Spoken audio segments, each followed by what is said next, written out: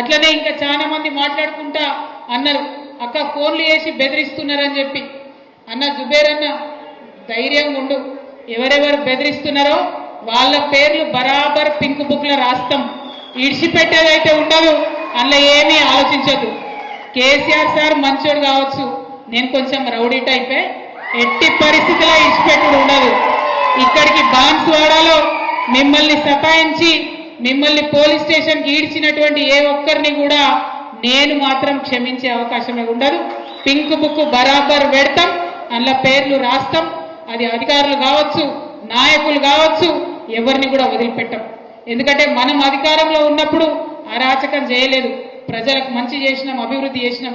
ఇవాళ మీరు పార్టీ మారినంత మాత్రాన ఈ గులాబీ కండువానేదో గదరించి పెడదాం, భయపెట్టించి పెడదాం అనుకుంటే మీ తాట సప్పులకు భయపడేవాళ్ళు ఎవరు లేరు.